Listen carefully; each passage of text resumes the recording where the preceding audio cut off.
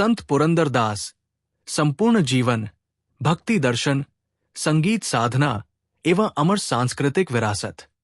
संत पुरंदरदास भारतीय भक्ति आंदोलन, हरिदास परंपरा, कन्नड़ भक्ति साहित्य और कर्नाटिक संगीत के इतिहास में अत्यंत महत्वपूर्ण स्थान रखने वाले महान संत, कवि, संगीतकार, दार्शनिक और समाज जागरण के प्रवक्ता थे। उन्हें कर्नाटिक संगीत का संगीत पितामह कहा जाता है, क्योंकि उन्होंने संगीत को केवल मनोरंजन या कलात्मक अभिव्यक्ति के रूप में नहीं देखा, बल्कि उसे आध्यात्मिक साधना, चरित्र निर्माण और ईश्वर भक्ति का माध्यम बनाया। उन्होंने संगीत सीखने की एक क्रमबद्ध और व्यावहारिक शिक्षा पद्धति विकसित की, जिसके प्रभाव आज भी कर्नाटिक संगीत की प्रारंभिक शिक्षा में दिखाई देते हैं। स्वरावली, जंती स्वर, अलंकार, गीत और अन्य क्रमबद्ध अभ्यासों को व्यवस्थित करने तथा मायामाल व गौला को प्रारंभिक शिक्षा के आधार के रूप में प्रतिष्ठित करने का श्रेय परंपरागत रूप से उन्हें दिया जाता है। पुरंदरदास का जीवन विशेष रूप से इसलिए प्रेरणादायक है क्योंकि उनकी आध्यात्मिक यात्रा एक अत्यंत समृद्ध व्यापारी के जीवन से शुरू होकर पूर्ण वैराग्य, विनम्रता, भक्ति, संगीत और जन सेवा तक पहुंची। उनका जीवन ये दिखाता है कि बाहरी संपत्ति मनुष्य को वास्तविक संतोष नहीं दे सकती और सच्ची संपन्नता तब आती है जब मनुष्य अपने अहंकार और आसक्ति से मुक्त होकर अपने जीवन को ईश्वर और समाज की सेवा में समर्पित करता है। जन्म, परिवार और प्रारंभिक जीवन। पुरंदरदास के जन्म स्थान और जन्म वर्ष को लेकर ऐतिहासिक स्रोतों में मतभेद मिलते हैं। परंपरागत रूप से उनका जीवन 15वीं 16वीं शताब्दी से जोड़ा जाता है और 1484 से 1564 ईस्वी की तिथियां व्यापक रूप से प्रचलित है। कुछ स्रोत तीर्थहल्ली और उसके आसपास के क्षेत्र को उनका जन्म स्थान बताते हैं, जबकि अन्य परंपराएं अलग स्थानों का उल्लेख करती है। कर्नाटक में उनके जन्म स्थान की पहचान को लेकर हुए अध्ययन में तीर्थहल्ली क्षेत्र को महत्वपूर्ण संभावना माना गया है। उनका मूल नाम श्रीनिवास नायक था। उनके पिता वरदप्पा नायक एक समृद्ध व्यापारी थे और परिवार का संबंध रत्न तथा व्यापारिक गतिविधियों से था। श्रीनिवास नायक ने बचपन से ही व्यापार, भाषा, संगीत और धार्मिक ज्ञान की शिक्षा प्राप्त की। वे कन्नड़ और संस्कृत के ज्ञाता थे तथा धार्मिक एवं संगीत संबंधी विषयों में भी उनकी रुचि थी। युवावस्था में उन्होंने अपने पिता के व्यापार को संभाला और अपनी व्यावसायिक कुशलता से अत्यधिक संपत्ति अर्जित की। उनकी अपार संपत्ति के कारण लोक परंपरा में उन्हें नवकोटि नारायण कहा गया। ये नाम उनके सांसारिक वैभव का प्रतीक था, लेकिन इसी वैभव के साथ उनके जीवन में धन के प्रति अत्यधिक आसक्ति और कठोरता भी जुड़ी हुई थी। नवकोटि नारायण, धन और सांसारिक वैभव। श्रीनिवास नायक का जीवन प्रारंभिक अवस्था में एक सफल और अत्यंत धनी व्यापारी का जीवन था। उनके पास धन, संपत्ति और व्यापारिक प्रतिष्ठा की कोई कमी नहीं थी, लेकिन उनकी आध्यात्मिक यात्रा अभी प्रारंभ नहीं हुई थी। लोक कथाओं में उन्हें अत्यंत कंजूस व्यक्ति के रूप में वर्णित किया गया है। वे धन को बहुत सावधानी से संभालते थे और आवश्यकता पड़ने पर भी आसानी से किसी की सहायता नहीं करते थे। यही कारण है कि उनके जीवन की आगे की घटना को केवल एक चमत्कार की कथा के रूप में नहीं, बल्कि अहंकार से आत्म जागरण की यात्रा के प्रतीक के रूप में देखा जाता है। उनके जीवन का वास्तविक परिवर्तन तब हुआ जब ईश्वर की कृपा और एक असाधारण घटना ने उनके भीतर ये प्रश्न उत्पन्न किया कि जिस धन को वे अपना जीवन समझ रहे हैं, उसका वास्तविक मूल्य क्या है। दैवी परीक्षा और आत्म जागरण। पुरंदरदास के जीवन परिवर्तन से जुड़ी सबसे प्रसिद्ध कथा एक निर्धन ब्राह्मण और उनकी पत्नी सरस्वती बाई से संबंधित है। परंपरा के अनुसार एक गरीब ब्राह्मण अपने पुत्र के उपनयन संस्कार के लिए श्रीनिवास नायक से सहायता मांगता रहा, लेकिन उन्हें सहायता नहीं मिली। अंततः वो ब्राह्मण श्रीनिवास नायक की पत्नी सरस्वती बाई के पास पहुंचा।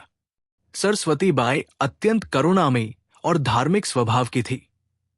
उन्होंने अपनी बहुमूल्य नथ उसे दान कर दी। जब वही नथ किसी माध्यम से श्रीनिवास नायक के पास पहुंची तो उन्होंने उसे पहचान लिया। उन्हें आश्चर्य हुआ कि वही आभूषण जो उनके घर में था उनके पास कैसे आ गया। उन्होंने घर जाकर पत्नी से प्रश्न किया।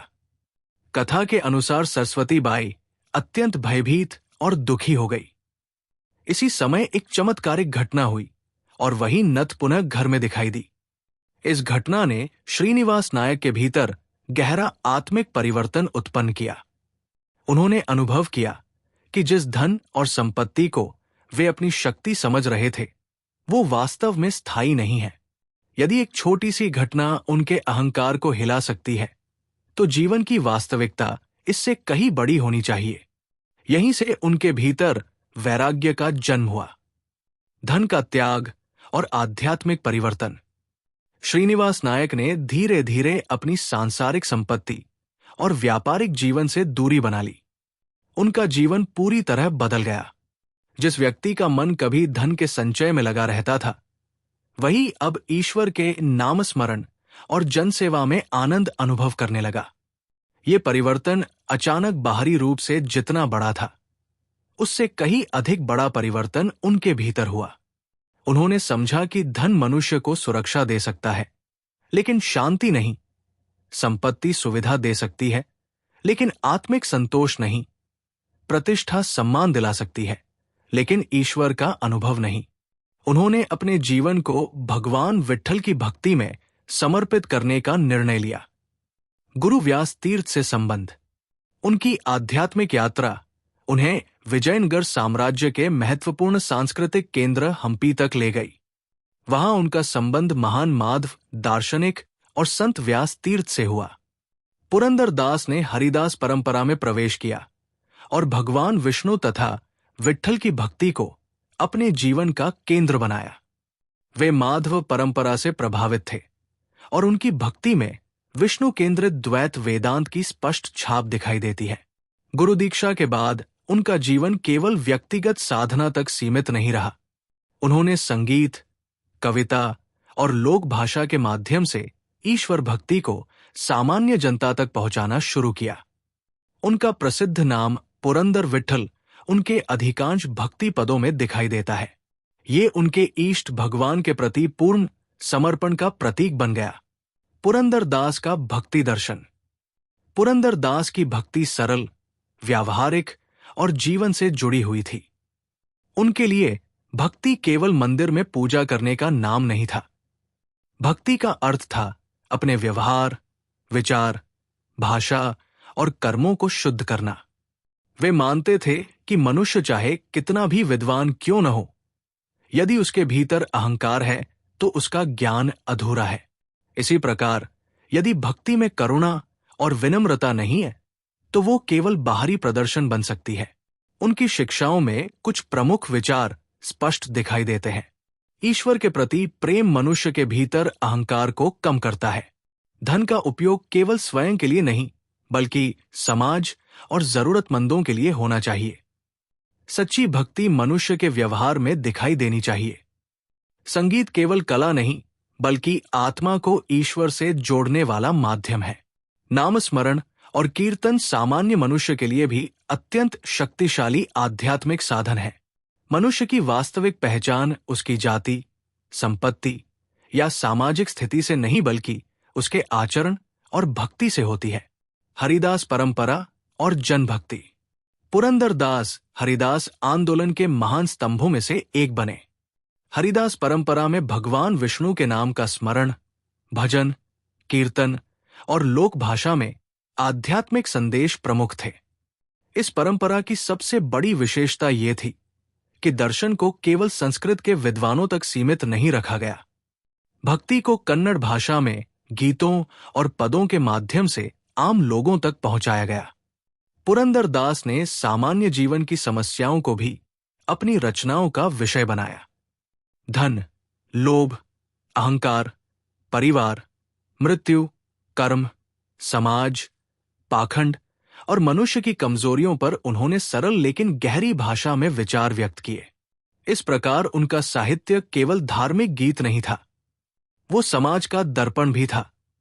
कन्नड़ भक्ति साहित्य में योगदान। पुरंदरदास ने कन्नड़ भाषा को भक्ति की प्रभावशाली अभिव्यक्ति का माध्यम बनाया। उनके पदों में ऐसी भाषा दिखाई देती है जिसे सामान्य व्यक्ति समझ सकता था। उनकी रचनाओं में दैनिक जीवन के उदाहरण मिलते हैं।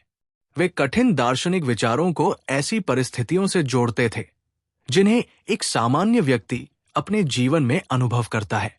धन के पीछे भागने वाला व्यक्ति, अहंकारी विद्वान, बाहरी पूजा में उलझा हुआ मनुष्य, परिवार के प्रति अत्यधिक आसक्त व्यक्ति और मृत्यु से भयभीत मनुष्य, इन सभी को उन्होंने अपनी रचनाओं में आध्यात्मिक प्रश्नों के सामने खड़ा किया। यही कारण है कि उनका साहित्य केवल मंदिरों तक सीमित नहीं रहा। संगीत, भक्ति को व्यवस्थित शिक्षा में बदलना।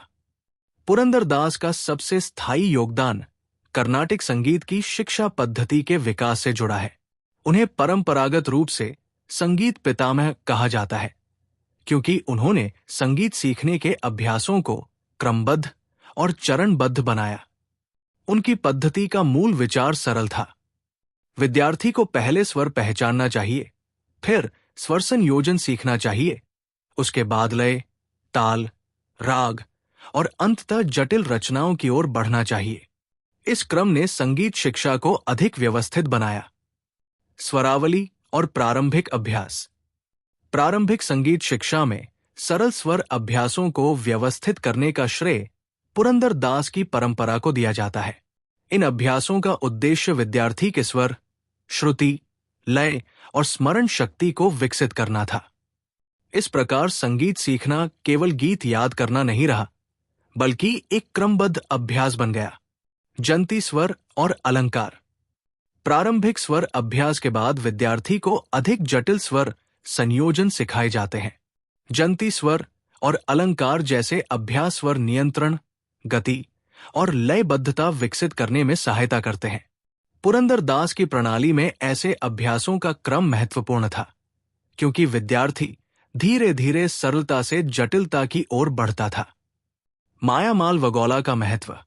कर्नाटिक संगीत की प्रारंभिक शिक्षा में मायामाल वगौला राग का उपयोग आज भी व्यापक रूप से किया जाता है। परंपरा में इसके प्रारंभिक शिक्षण के लिए उपयोग को पुरंदरदास के संगीत शैक्षिक योगदान से जोड़ा जाता है। इससे विद्यार्थियों को स्वर संबंध, आरोह-अवरोह और लयबद्ध अभ्यास समझने का व्यवस्थित आधार मिलता है। यहां पुरंदरदास की सबसे बड़ी विशेषता दिखाई देती है।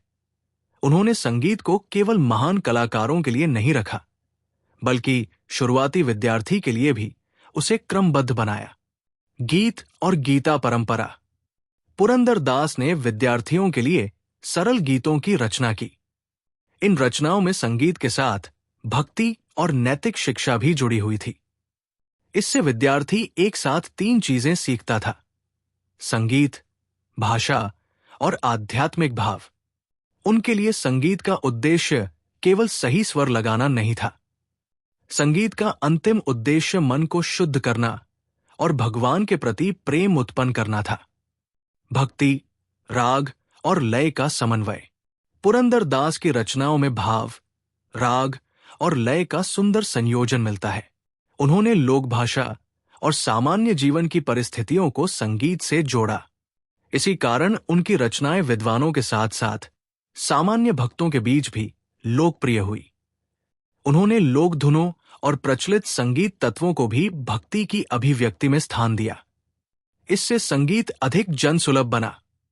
दास साहित्य और सामाजिक संदेश। पुरंदरदास का साहित्य केवल भगवान की स्तुति तक सीमित नहीं था। उन्होंने समाज की कमजोरियों पर भी प्रश्न उठाए। उन्होंने लोभ, अहंकार, पाखंड और बाहरी धार्मिक प्रदर्शन की आलोचना की। वे इस बात पर जोर देते थे कि यदि मनुष्य पूजा करता है लेकिन उसका व्यवहार अन्यायपूर्ण है तो उसकी पूजा अधूरी है। उनकी दृष्टि में गरीब व्यक्ति, सामान्य मजदूर, व्यापारी, किसान और विद्वान सभी भगवान की दृष्टि में भक्ति के अधिकारी हैं। इसलिए उनकी भक्ति सामाजिक चेतना से भी जुड़ गई। धन और अहंकार पर संदेश। पुरंदरदास के अपने जीवन का सबसे बड़ा उदाहरण ही धन और अहंकार का त्याग था। उन्होंने स्वयं अनुभव किया था कि अत्यधिक संपत्ति मनुष्य को सुरक्षा का भ्रम दे सकती है। इसलिए उनकी रचनाओं में धन के प्रति आसक्ति की आलोचना बार बार दिखाई देती है। उनका संदेश था कि धन बुरा नहीं है, लेकिन धन के प्रति आसक्ति मनुष्य को अपने वास्तविक उद्देश्य से, धन का उपयोग सेवा में हो तो वो साधन है, लेकिन धन ही जीवन का लक्ष्य बन जाए तो वही बंधन बन जाता है। हम्पी और विजयनगर की सांस्कृतिक दुनिया। विजयनगर साम्राज्य के समय हम्पी दक्षिण भारत का एक विशाल राजनीतिक, धार्मिक और सांस्कृतिक केंद्र था। पुरंदर दास का जीवन इस सांस्कृतिक वातावरण से गहराई से जुड़ा रहा। यहां मंदिर, संगीत, साहित्य, दर्शन और कला एक दूसरे से जुड़े हुए थे। पुरंदर दास ने इसी वातावरण में अपनी भक्ति संगीत परंपरा को व्यापक रूप दिया। उनकी रचनाओं ने भक्ति को संगीत सभाओं, मंदिरों और सामान्य जनजीवन तक पहुंचाने में महत्वपूर्ण भूमिका निभाई। पुरंदर दास और साधारण मनुष्य। पुरंदर दास की सबसे बड़ी विशेषता उनकी भाषा और विषयों की सरलता थी। वे ऐसी बातें करते थे जिन्हें हर व्यक्ति समझ सके।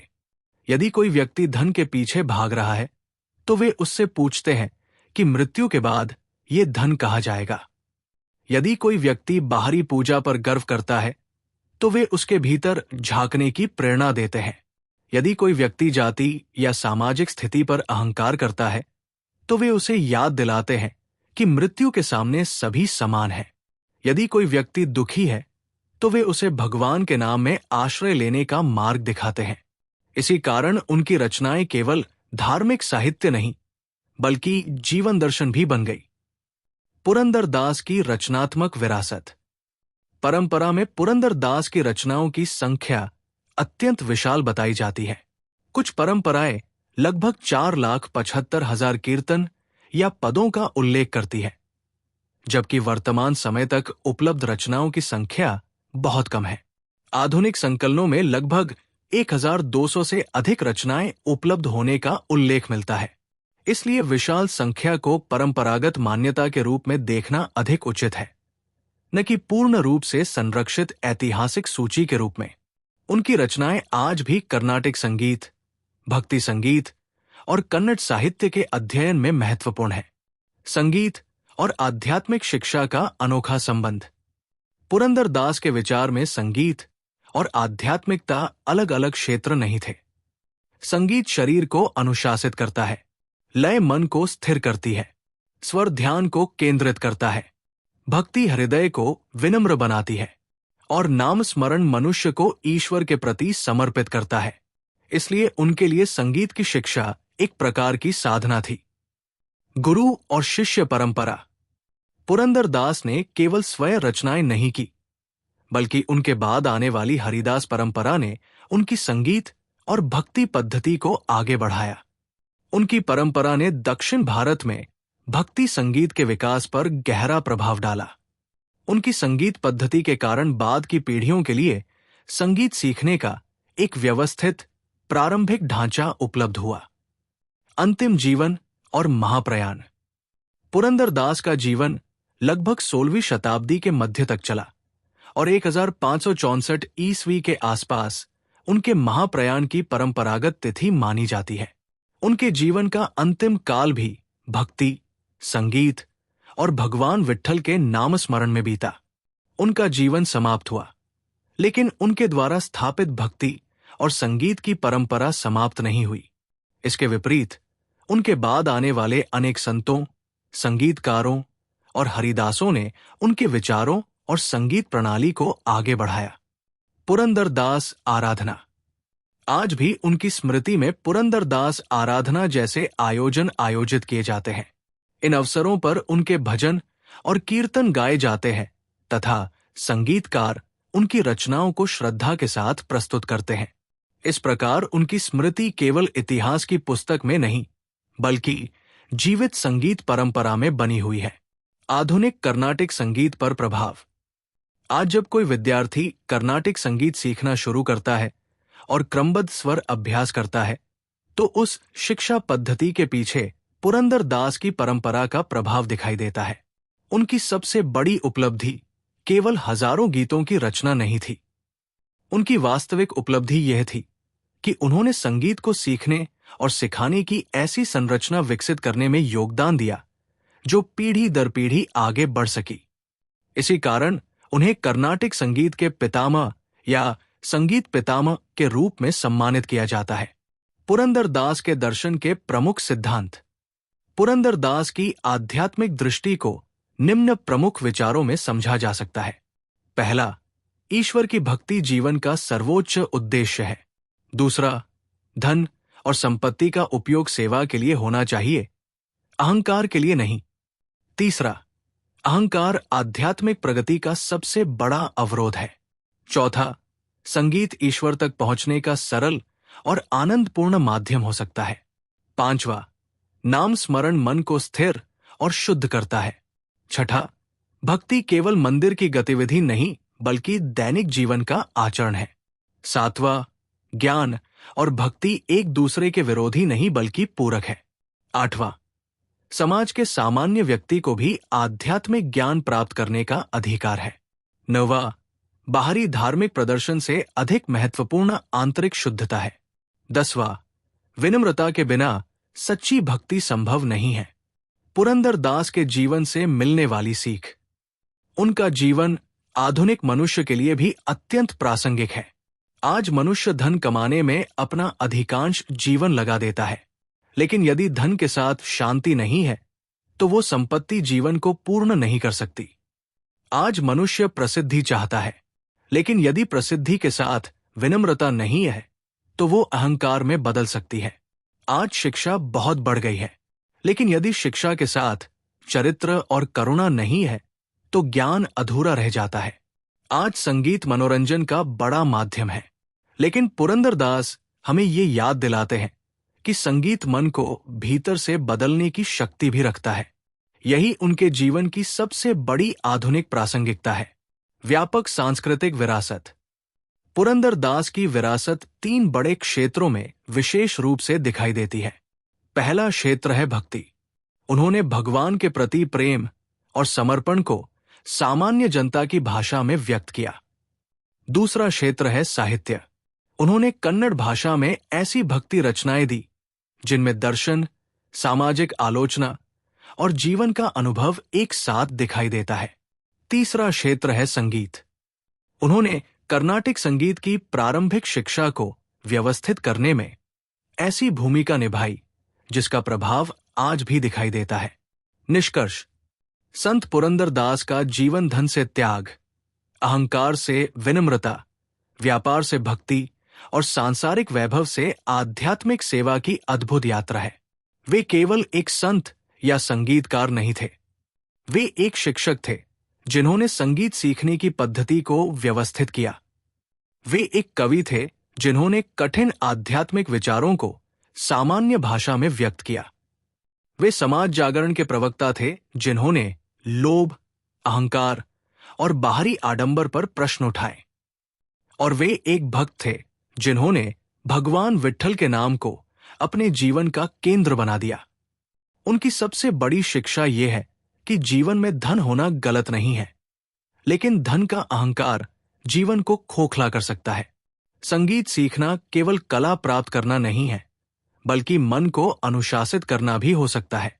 भक्ति केवल पूजा नहीं, बल्कि विनम्रता, सेवा और करुणा का जीवन है। पुरंदर दास ने अपने जीवन से ये दिखाया कि जब प्रतिभा को भक्ति मिलती है, जब संगीत को साधना मिलती है और जब ज्ञान को विनम्रता मिलती है, तब एक मनुष्य का जीवन केवल उसका अपना जीवन नहीं रहता, वो आने वाली अनेक पीढ़ियों की सांस्कृतिक धरोहर बन जाता है। अंतिम सारांश। संत पुरंदर दास कर्नाटक की हरिदास भक्ति परंपरा के महान संत, कवि और संगीतकार थे। उनका मूल नाम श्रीनिवास नायक था और वे एक अत्यंत समृद्ध व्यापारी के रूप में जीवन जीते थे। एक प्रसिद्ध आध्यात्मिक घटना के बाद उनके जीवन में गहरा परिवर्तन आया और उन्होंने धन तथा सांसारिक आसक्ति का त्याग करके भगवान विट्ठल की भक्ति को अपना जीवन समर्पित किया। गुरु व्यास तीर्थ से जुड़े होने के बाद वे हरिदास परंपरा के प्रमुख संत बने। उन्होंने कन्नड़ में हजारों भक्ति पदों की रचना की और संगीत को जन भक्ति तथा आध्यात्मिक शिक्षा का माध्यम बनाया।